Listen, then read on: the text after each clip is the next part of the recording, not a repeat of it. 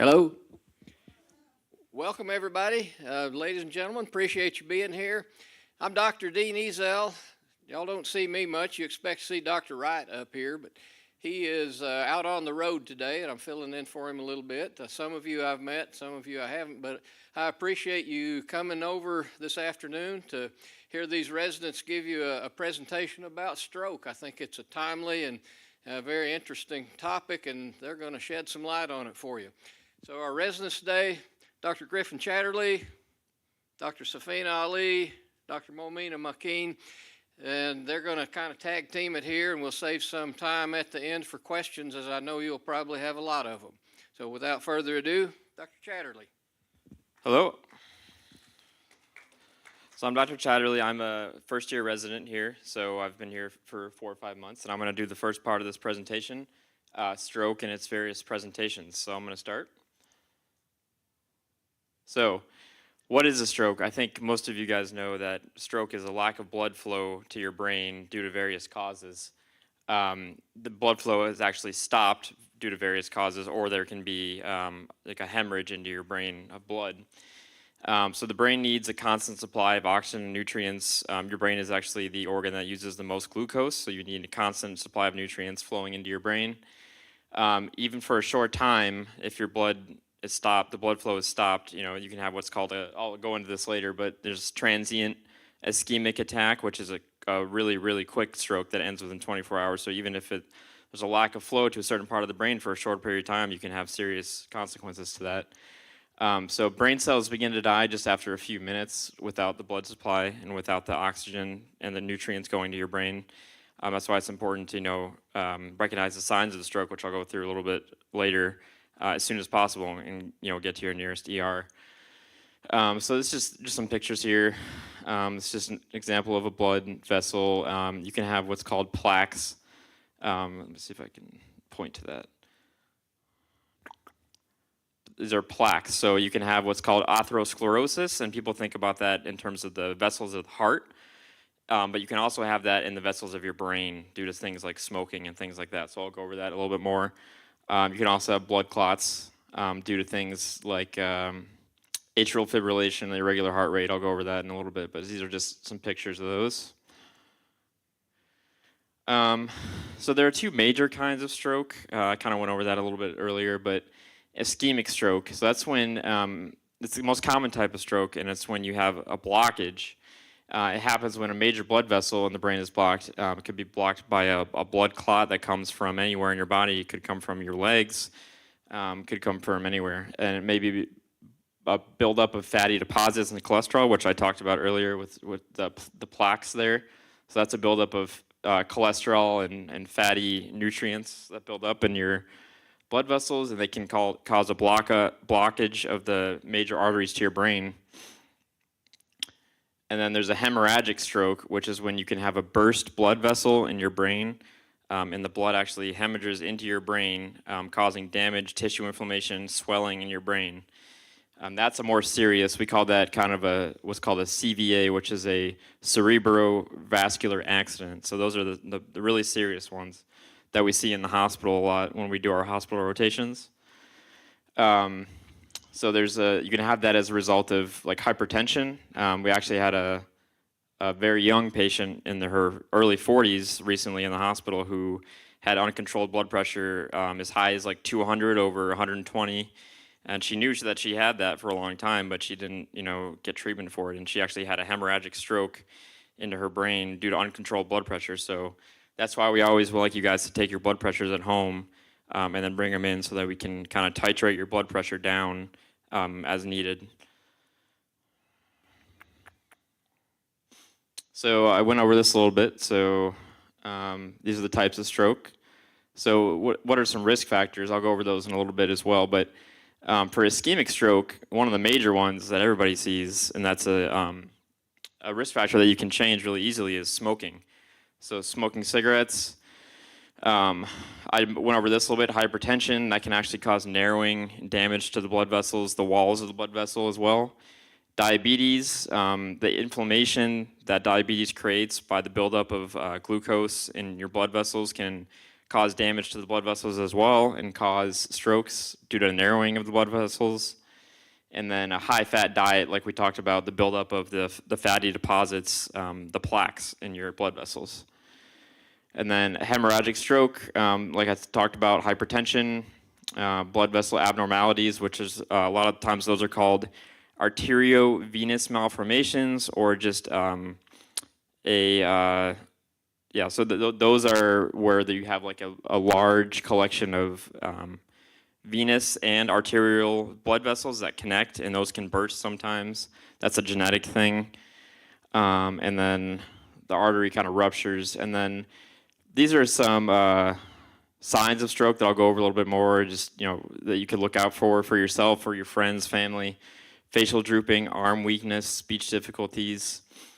And then, like I talked about before, a transient ischemic attack, a TIA, which is one of the most common types of strokes, is defined by symptoms that mostly resolve within 24 hours. That's how you define a TIA. You can have multiple TIAs in a row, multiple strokes in a row that cause different issues in your body, such as speech difficulties, arm movement, leg movement. And if the symptoms usually resolve in 24 hours, that's a TIA. But any of these can result in permanent disability, such as hemiplegia, which is like a paralysis of one side of your body.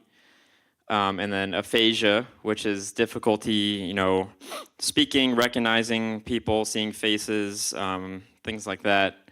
Difficulty talking.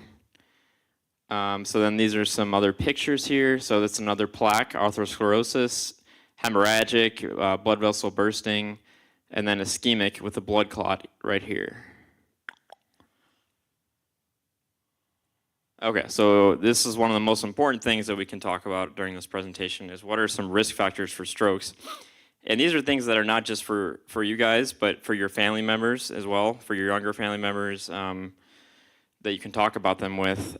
So some of the major ones, sedentary lifestyle, so just being like sitting around all the time, not getting your blood flow moving, not getting your heart pumping, not getting the oxygen moving through your brain. That's a big one.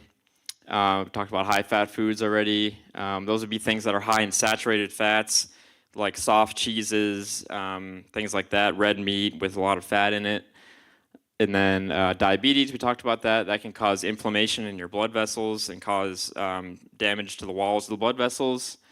Smoking, we already talked about that one. Genetics, so you can have different issues with your blood vessels that are related to genetics, like narrowing of the blood vessels that you just can't control. I've seen a patient with, I forgot what the disease was called, but basically they have a progressive narrowing of the blood vessels in their brain, and it's something you just can't control. But that's an example of a genetics issue, and that's something that you can't control. You can control smoking, you can control sedentary lifestyle, high-fat foods, but another thing would be heavy drinking, because that's kind of goes along with diabetes. It causes inflammation in the blood vessels, damage, narrowing, buildup of plaques.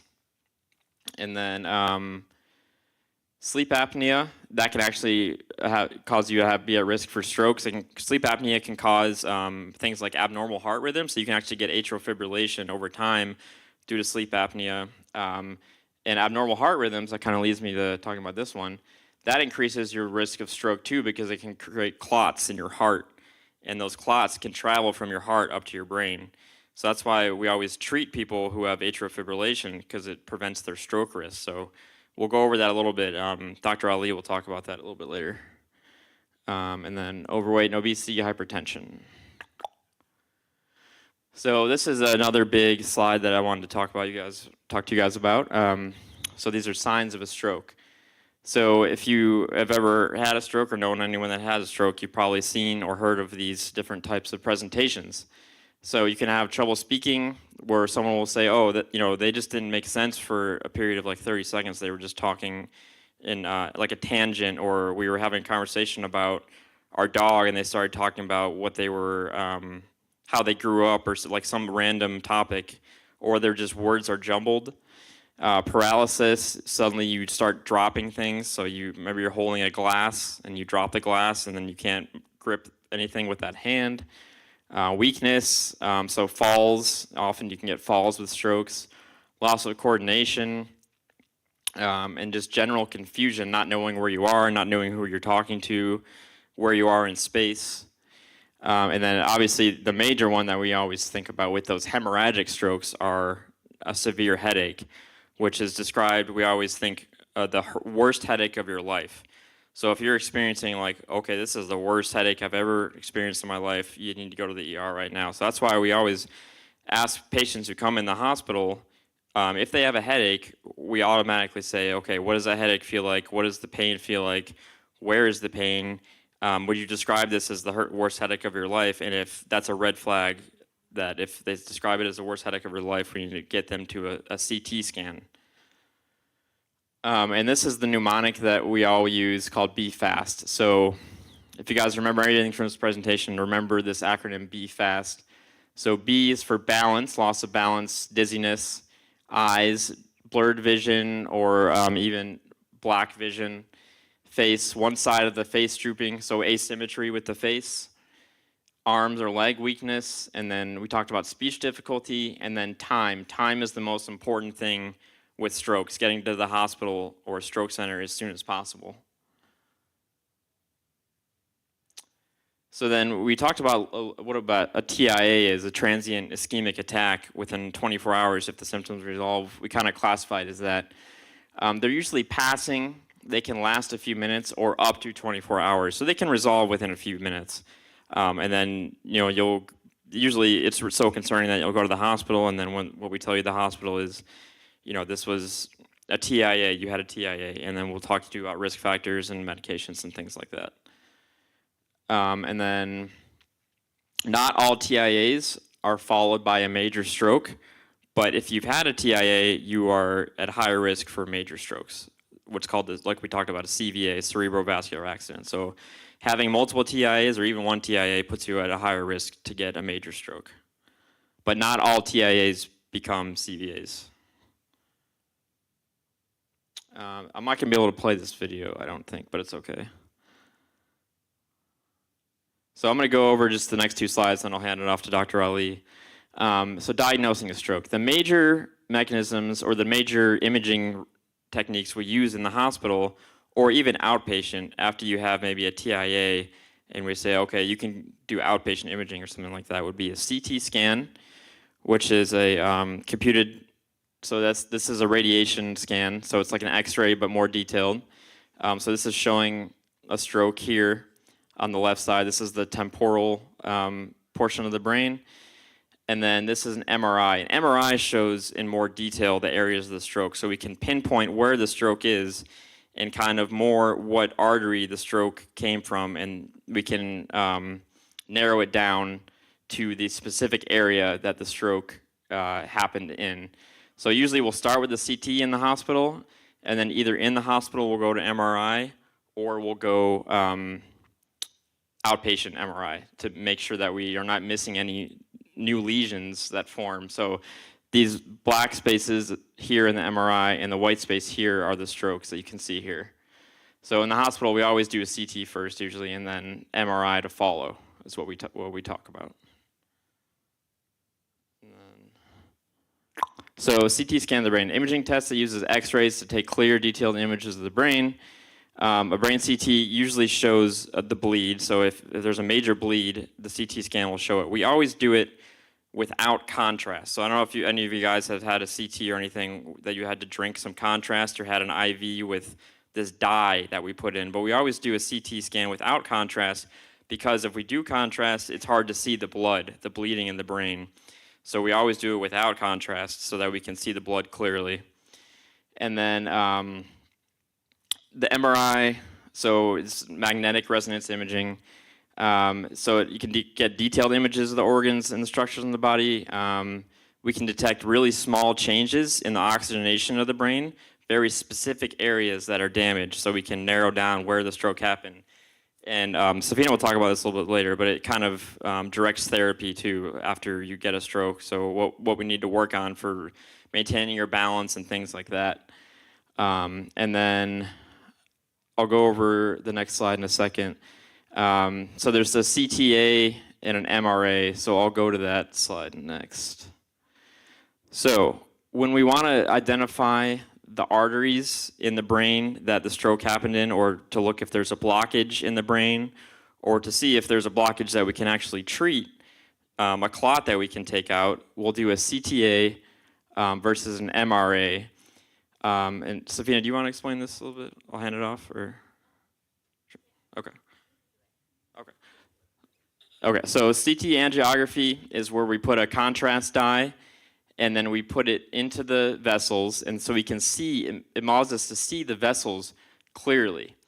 So you can see that this is one of the arteries in the veins. This is the subclavian artery. That's what we call it, subclavian artery. These are, you probably heard of the carotid arteries. These are the carotid arteries coming up here.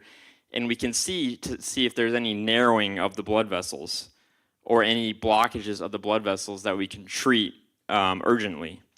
And this is a quicker scan. This CTA angiography is a quick scan. If we want to do something urgently, some sort of treatment urgently, we do this. The MRA is a magnetic resonance imaging for the arteries. That is non-emergency because that takes about 45 minutes, 30 to 45 minutes. So that's why we don't go straight to MRA, we go to a CTA. CTAs are quicker for emergencies. Also, if there's a contraindication or someone can't get contrast for the CTA, if they're like severely allergic, like an anaphylactic reaction where their throat swells up, then we would use an MRA. And this is what an MRA looks like. This is an extremely detailed picture of your arteries. It can show the narrowing. So these are some arrows that show kind of some of the narrowing of the blood vessels. This is an extremely detailed imaging technique. I'm not going to pretend I can read one of these, but the CVA surgeon can read these, the guy who actually goes in and breaks up the clots. I'm going to hand this off to Dr. Ali.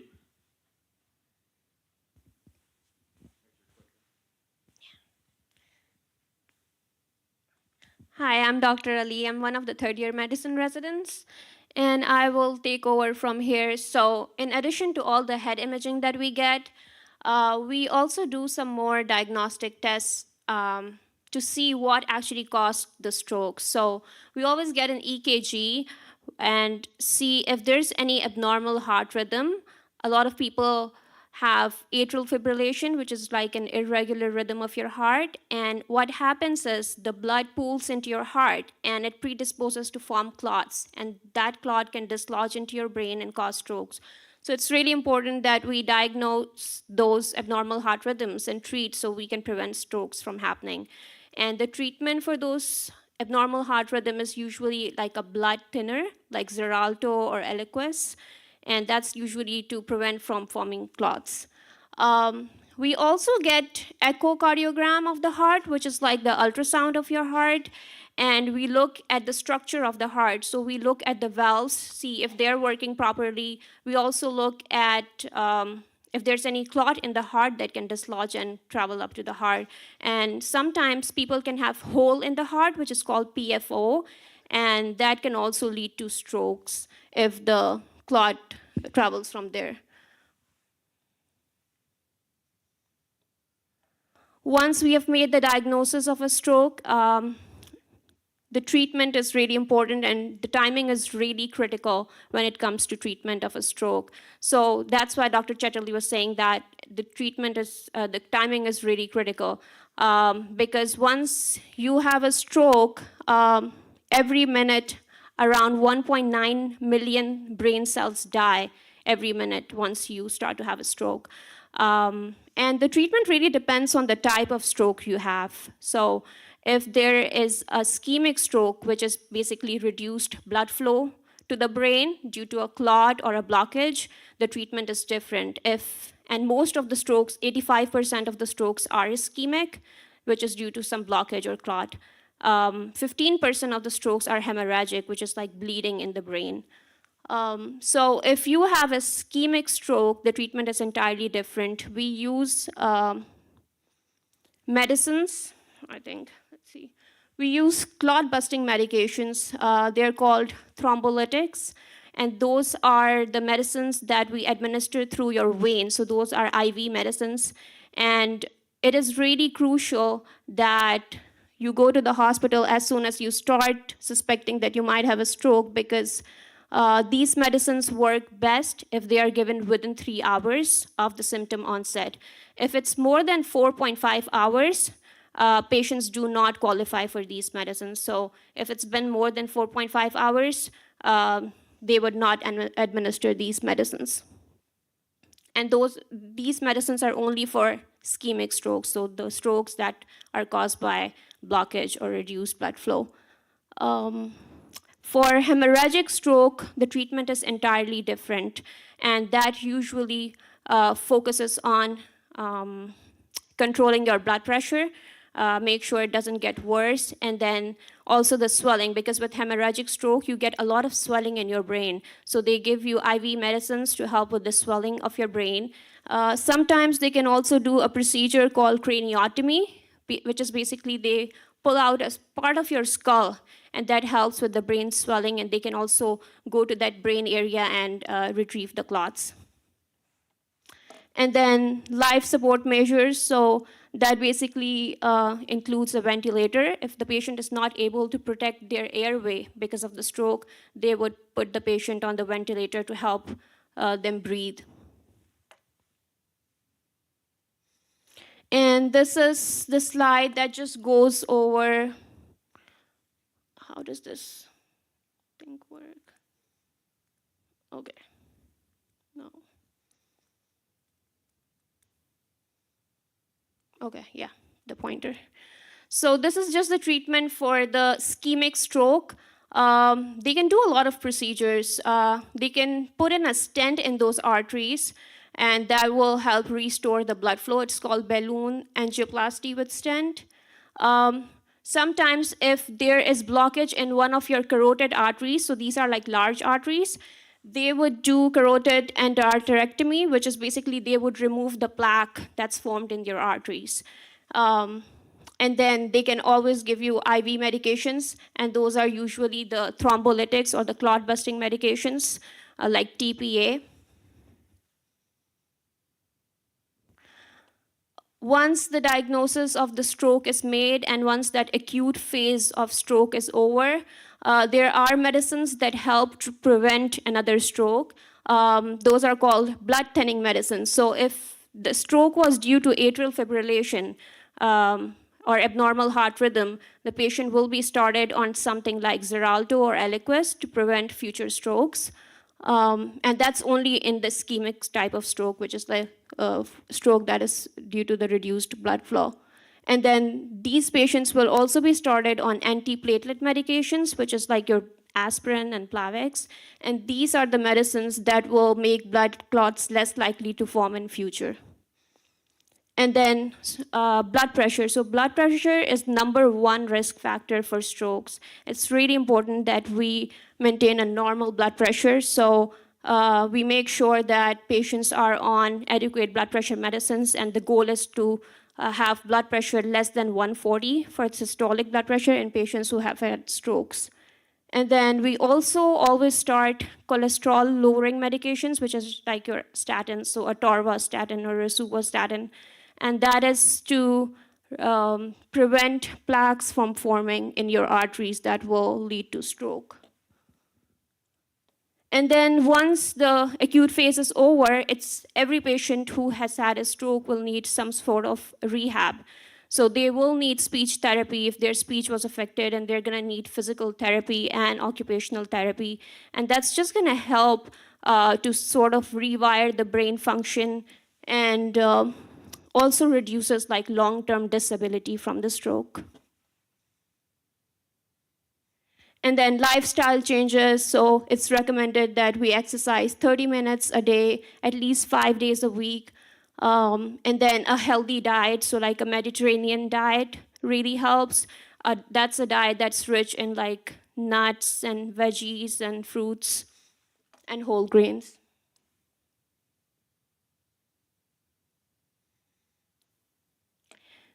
Complications of having a stroke, and that really depends on the type of stroke and the size of a stroke. So if it was a small stroke, the residual effects might not be that much. But if it was a larger stroke, some people would be paralyzed.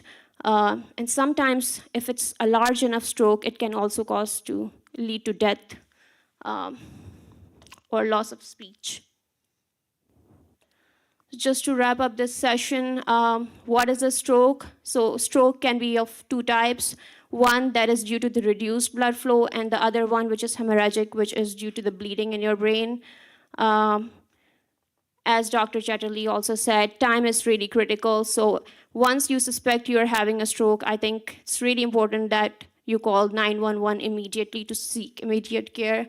Once you seek care, there's a better chance of recovering from a stroke if the emergency treatment is started right away. And time is brain, as they say, so really important to seek that care as soon as you can. Any questions? Thank you, Dr. Thank you. Ali, Dr. Chatterley. Does anybody have any questions? Do these work? Do these other microphones work? Yes. I'll come to you. I'll bring. Okay. If you have a TIA, is that always caused by a ischemic? That's not hemorrhagic? Yeah, so that TIA is transient ischemic attack is what it stands for. So that's usually a blockage, narrowing of blood vessels that's transient. So the symptoms will usually resolve within 24 hours, but they can also last up to just like 30 seconds. You can just notice a lapse in someone's speech for about 30 seconds, or maybe they can't grip a glass and then they suddenly can grip it again within 30 seconds or something like that. So to specifically, though, to your question, a TIA can be either ischemic from a blood clot or it could be a bleed. Bleeds typically don't get better quickly, but they can. So that doesn't necessarily identify the cause of it, but by definition, a TIA it looks like a stroke, but it gets better. That answer your question? Okay. Other questions? Other questions? I'll bring the microphone to you. All right. There's no limit. Ask all you want. Oh, you were talking about that most of us know the Mediterranean diet is a healthy diet and recommended. I see a lot now with Mediterranean/DASH diet. And so do you have any comments about the combination of those two diets? Yeah, I think DASH diet is more, it's used for like controlling your blood pressure. And since I said that blood pressure is #1 risk factor that can cause stroke, so I think a combination of DASH and Mediterranean would be much more effective, and I think it's a good idea. Good. Any other questions? Yes, ma'am. On August 3rd, I had a lacunar stroke. Didn't even know I had a stroke. My grandson called. No, his daughter called, and I was wishing her happy birthday. She had me on speaker on her phone, and he said, "Grandma, something's wrong with you." And I said, "What are you saying?" He says, "You're having difficulty speaking." And I said, "This happened to me 3 days ago, Andrew." He said, "Grandma, I think you're having, or you have had a stroke. Get yourself to the hospital." Sure enough, I did. But I have no facial features.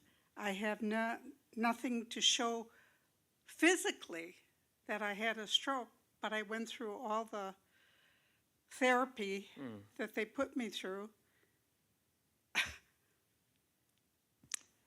Yeah, so if like your grandson was great. I mean, that's great that he recognized that, because you want to make sure you rule out a serious stroke. It so happens that you didn't have any residual effects, really, right?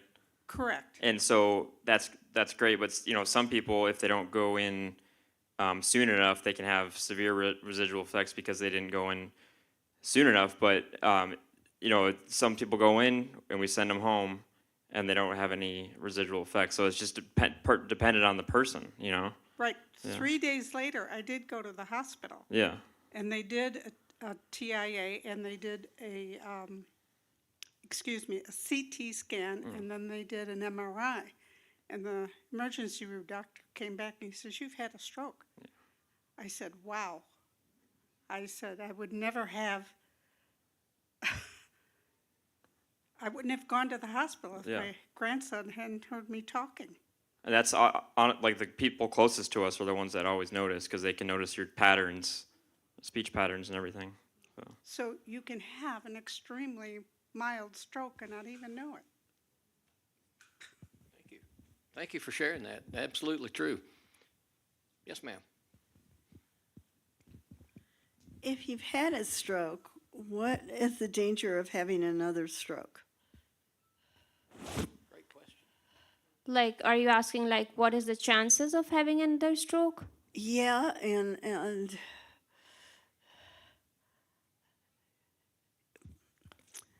I think what that, is the likelihood of having another stroke soon after? yeah. Question. Right. Once you have a stroke, the chances are highly increased. So you might have another stroke, and there's high likelihood. So once you had the first episode of your stroke, the doctor is gonna start you on medication. So they're gonna start you on blood thinners, and first they're gonna see like what sort of stroke that was.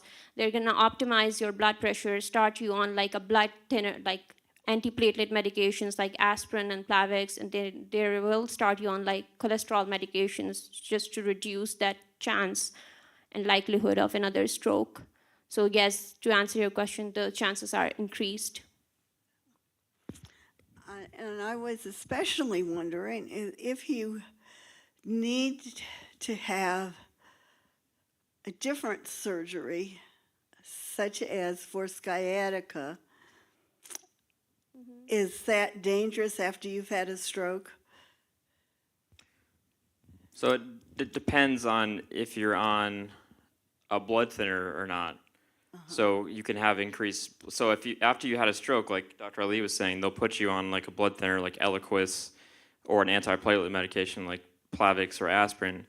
And if you're going to have a major surgery, then your surgeon will probably want you to stop that blood thinner or that antiplatelet medication for a certain amount of days before the surgery, so that you have a decreased risk of bleeding during the surgery. Because if you remain on that medication, you'll have an increased risk of bleeding. But in terms of the risk of stroke during the surgery, is that what you're asking? Or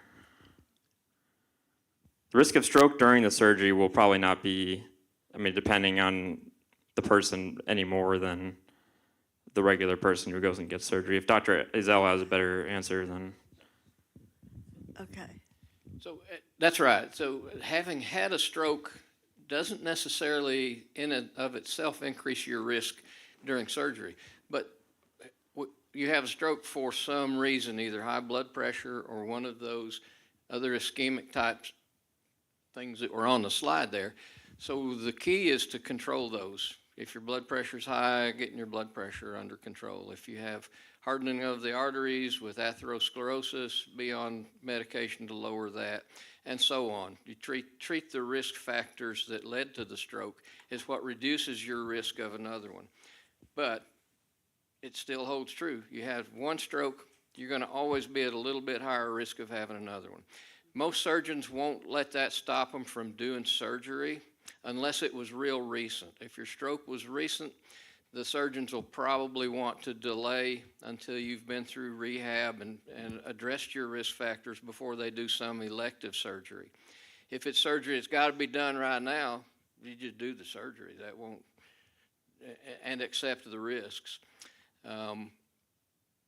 As Dr. Chatterley pointed out, most surgeons will want you to stop your blood thinner, your antiplatelet medicines, those sorts of, and sometimes other medicines too, that you're taking to treat the risk factors for the stroke. They'll want you to stop those a few days before surgery. Almost always that's totally safe. That doesn't dramatically increase your risk. Does that answer your question? Does that help? Okay. Other questions? Oh. You were talking about having the worst headache that you've ever had in your life, and I was working in the backyard and my head exploded. I mean, that's it felt like it exploded, and I had a brain aneurysm that ruptured. And now I have two more, and they want to do surgery, and I'm a little hesitant. I'm scared because they say either death, a stroke, or there's one other thing I could have happen, but so I haven't given them an opinion yet. But the headache, that extreme headache, you're not kidding about it. It's the worst headache you have ever experienced in your life. Thank you. Because everybody gets one worst headache of their life, right? Everybody has one worst one. But the term, it's an old-fashioned term now, but we used to use it. It's called a thunderclap headache. That headache that knocks you down, the one like you described, is the one that you don't ignore. Go to the doctor and get the CT scan. Was there another question over here? Okay.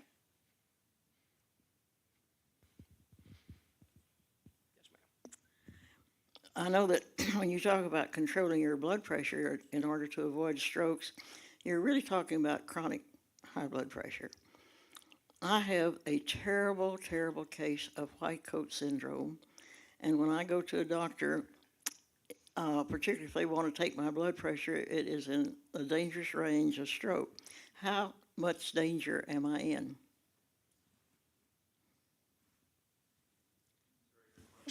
Dr. McElroy?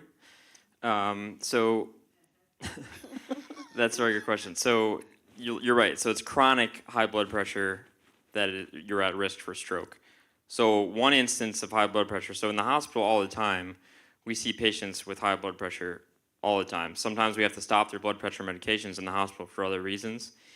And sometimes the nurses will call us and will say, hey, this person's blood pressure is 170/90. Do you want to put him on anything? And we're like, it's okay. They're in the hospital. It's just for one or 2 days, they're off their blood pressure medication. So like I said before with that young patient that I had in the ICU, she had systolic, the top number, blood pressures in the 200s for years. Knew about it, never got it treated, had a hemorrhagic stroke due to that. Like Dr. Ali said, it's the #1 risk factor for stroke. And then what we do for the white coat hypertension, so when someone comes into the doctor's office and their blood pressure is high, we say, hey, would you be able to take your blood pressure morning, afternoon, and night, or just morning and night for a week, and then bring your blood pressure readings back in the next time we see you. And then we can determine, okay, is this real high blood pressure, or is it just because you're seeing scary Dr. Chatterley in the clinic? Thank you. I'll tell you a little story that I thought was really clever and cute. And that is that I was going into the doctor's office here and knowing that I was going to have this high blood pressure reaction because of the white coat syndrome. So I was arguing with the technician not to take my blood pressure. So one of the interns came out to see what was going on, and I told him. He says, I have an immediate cure for that. He says, I'll take off my white coat. It worked. But a more serious question is this. A lot of people, and I'm one of them, take calcium for osteoporosis. That calcium can cause trouble in the arteries and the heart. How often is that related to high blood pressure? The oral calcium that you take, that does not really, that doesn't really cause the atherosclerosis. It's the wear and tear of your arteries that damage your arteries, and that deposits calcium. So I don't think the oral calcium that you take is going to deposit in your arteries and cause any issues. I have read that it does cause calcification of the arteries in the heart. I think I would want Dr. Izell to confirm that. So what causes hardening of the arteries, it is calcification, but it's not just calcium. It's calcium that's bound to these lipids that respond to the vessel damage from the cytokines that occur when the vessel gets damaged. I have not read the reports that calcium that you take just for bone health, it leads to an increased risk of that. It's plausible. I mean, the higher calcium levels tend to, I mean, if that's part of the mechanism, you'd think it's plausible. But I think it's more than just that. I think it has to be the lipid-bound calcium, the cytokine-driven reaction that causes the plaque. So I will look into it. And by the way, I've been in this business a long time. I've never had anybody have a stroke on account of my white coat, but I have seen white coat hypertension many times. And I would also correct one thing that both of y'all said. It isn't just chronic high blood pressure. The patient who has an immediate rise in their blood pressure, let's say from a catecholamine-producing cancer or something like that, can have extremely high blood pressure and have a stroke from it.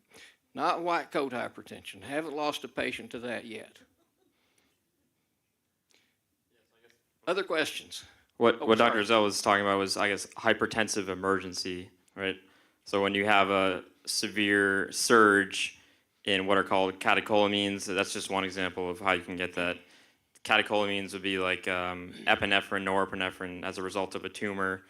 You can have a systolic blood pressure in like 220, over 220, and that can cause a stroke. But when we think about high blood pressure, we're in the hospital, like 170s, 160s, one instance of that, but 220, yes, for sure.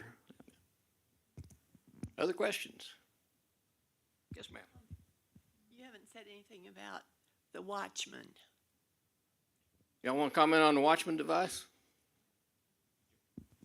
Yeah, so Watchman is a device that they put in your one of the chambers of your heart. So there's one part of your heart that is more increased risk for blood pooling there. And by Watchman's procedure, they basically, what they do, they ablate that part or something so the clot cannot be formed in that part. So if someone has like a contraindication to take blood thinners, someone cannot take blood thinners like Xarelto or Eliquis due to increased bleeding risk, that's when they would do that procedure, and that would just reduce their risk for stroke. Yeah, so what Dr. Ali was saying is you can actually ablate, you can basically take out that part in the right atrium, in the right atrium of your heart, which is the right side of your heart, and then it's called the right atrial appendage. Atrial appendage. Atrial appendage, and you can take that out, and that's the part of the heart that forms the clots. And then you can also put a Watchman in. Watchman is like a little, I think of it like a dream catcher, and the clots are your dreams. So it catches the clots and prevents it from going up to your brain. And that's an example of, or that's one way you can avoid being on blood thinners. So I know that there's a doctor that I worked with in the ICU last week who really does not like blood thinners, and when a patient comes in with a stroke or a bleed due to being on blood thinners, or they're at a high risk of bleed because of being on blood thinners, he always says, have you considered an atrial or a Watchman? So. Does that answer your question? Okay, does that answer it? Yeah. Okay, good. Excellent. You're next. I don't know. I'll go with you next and then her. One of the things I'd like to know, if you're on high blood pressure medicine, when is the best time to take it? I have heard in the morning or at night. Is there any conclusion as to what might be the best time? Great question. I'm just going to do kind of a shot here. So I think it depends on which one it is, because different blood pressure medications have different lengths of action or half-lives. Half-life would be like, okay, what is the amount of time that the medicine takes to cut in half in your body? So if you're taking 5 milligrams, what is the amount of time it takes for there to be 2.5 milligrams in your body, and then down, down, down, down. So it depends on how long the medication lasts in your body, and also the peak onset of action as well. That's another thing that we measure in different types of blood pressure medications. How long does it take for the blood pressure medication to have its peak effect, its maximum effect of lowering your blood pressure? So I think a lot of times it depends on which medication you're taking, whether we decide to have you take it at night or in the evening, because there's some that lower your blood pressure like right away and they might make you dizzy. So we say, please take it before you go to bed. So in case you're dizzy, you can just, lay in bed. And if Dr. Zell has anything else on that. Yeah, that's, I do want to kind of expand on that, but mostly that's the right answer. As you know this, because you understand statistics, long-acting medicines like once-a-day blood pressure medicines, when you've taken them for about 7 days, that's 7 half-lives, you don't get the peaks and valleys much anymore. It's steady state. If you're on a once-a-day medicine, you take it every day. After about a week or so, it honestly doesn't matter when you take it. You're going to be at steady state unless you stop taking it and have to restart again. The shorter acting medicines, the ones you have to take once or twice or 3 times, and there's even some out there you need to take more, it actually does kind of matter. You need to know about when you're going to see the maximum effect of that medicine. And for most twice-a-day medicines, it's going to be about 12 hours. So you stop and think to yourself, when is my blood pressure usually the highest?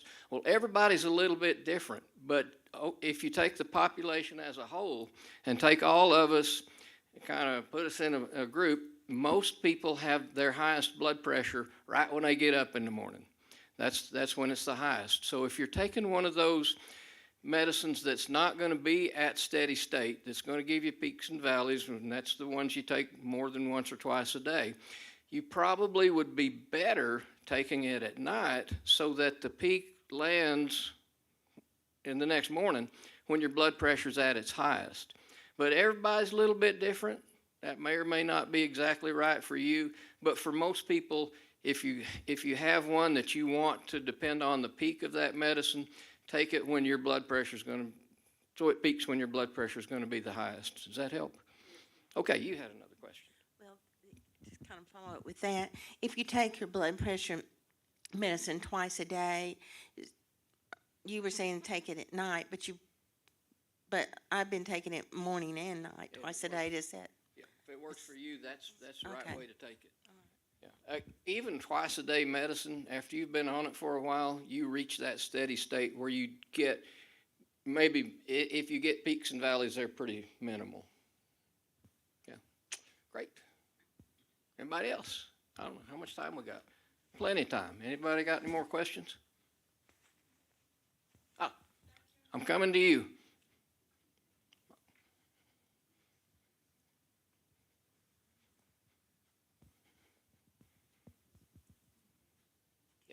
Okay, I had a stroke about more than 40 years ago, and I had been in a car driving from New Mexico, no, it doesn't matter, for all day. And anyway, the next morning I got up and started washing clothes, and I leaned over and I was drooling. And so I went upstairs and my kids saw my face was drooping on one side. So immediately then my husband took me to the doctor, and anyway, I had all kinds of tests and everything, but I'm taking the full amount of aspirin that you can take every day, and I've been getting along with that.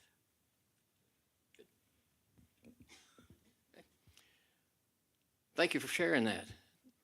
And taking that aspirin has kept you stroke-free for that period of time. So that's important. And that emphasizes one of the slides they showed. Addressing those risk factors after a stroke means keeping your platelets slippery, and that's what aspirin does for you. Other questions? If I don't see your hand up, say something. Up front, I'm coming.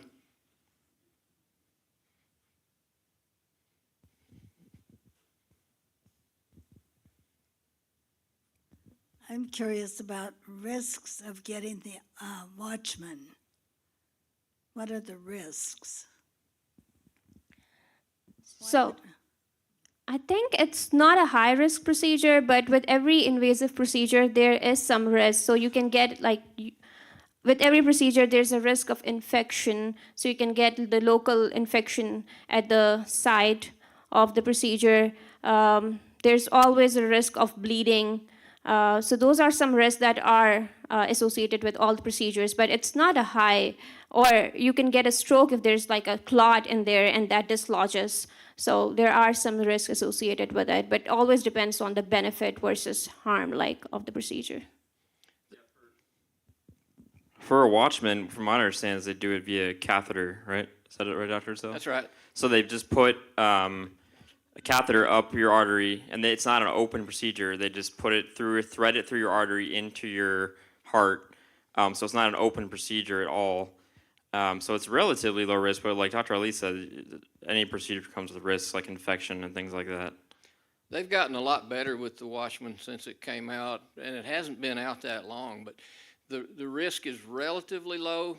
As Dr. Chatterley said, it's a catheter procedure. They don't slice you open or anything usually.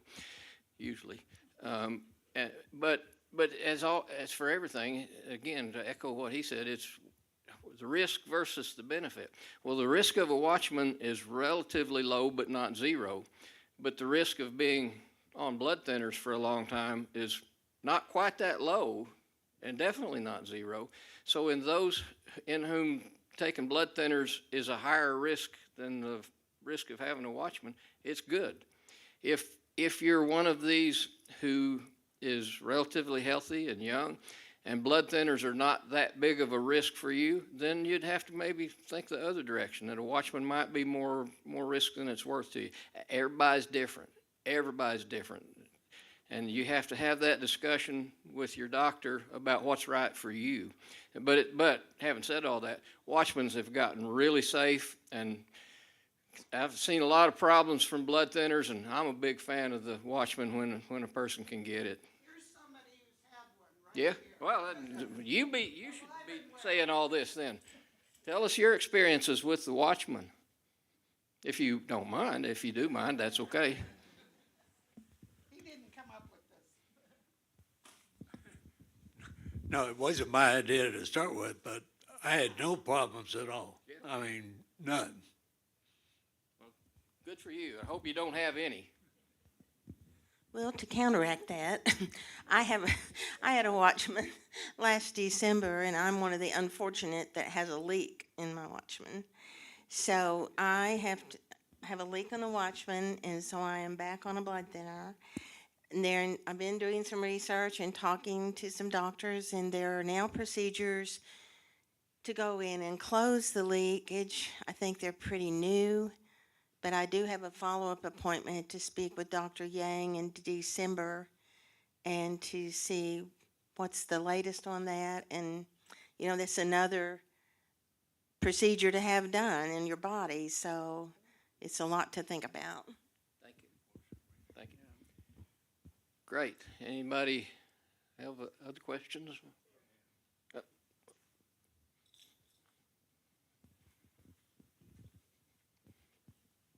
Sorry, I should have just stayed up there.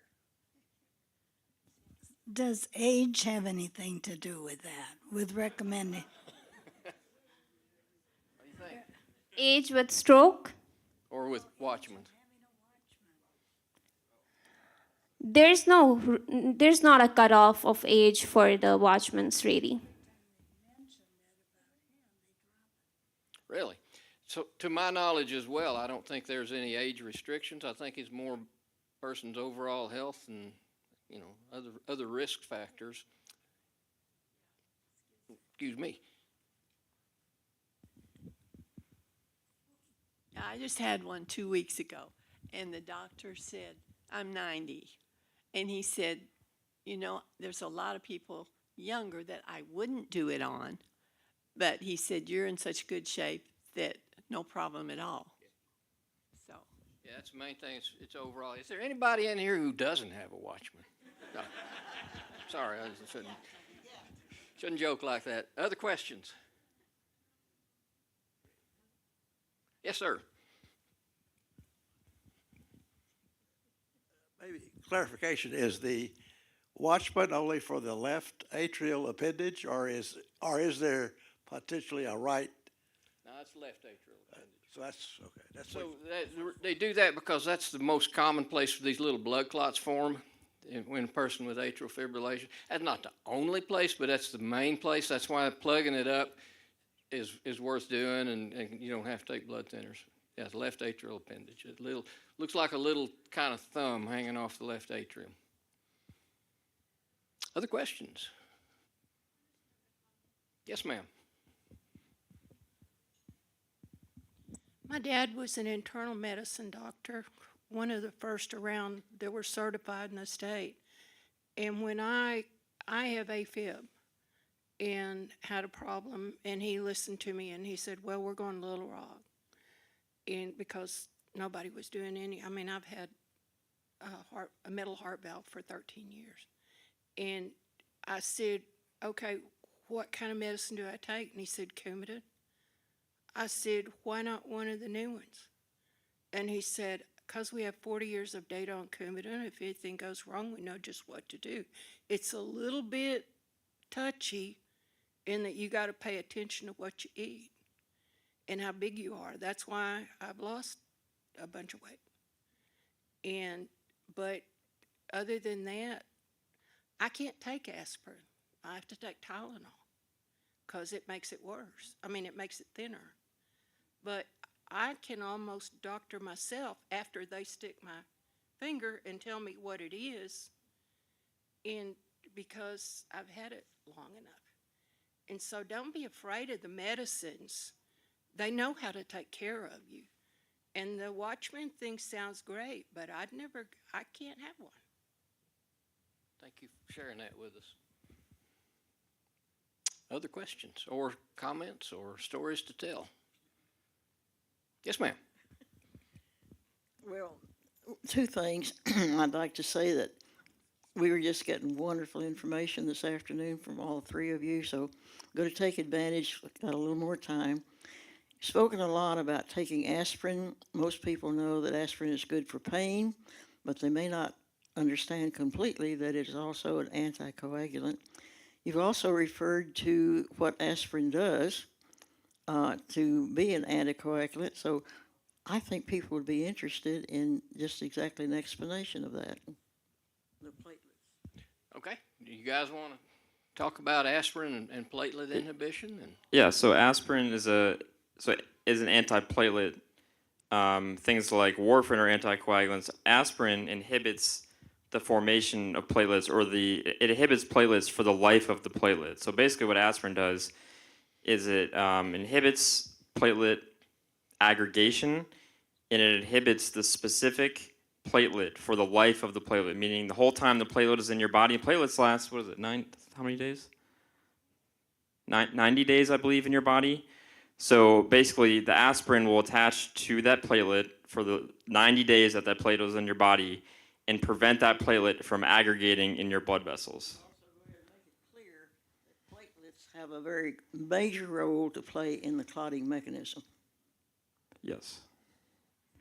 But platelets sticking together is what starts a blood clot. Yes. If you can slick up the platelets so they don't stick together well, you stop that whole blood clot process mostly. And that's why we use platelet inhibitors like aspirin, there's a few others, for things where platelets sticking together cause problems, like in those calcified blood vessel lesions, those hardening of the arteries. I would also like to point out, though, it's important to know, platelet inhibition is not what we use for things that cause actual blood clots like atrial fibrillation. It doesn't work for that. For that, you got to use something else like warfarin that this lady's taken, or some of the newer non-warfarin blood clotting agents for more serious clotting problems like AFib. But you're absolutely right.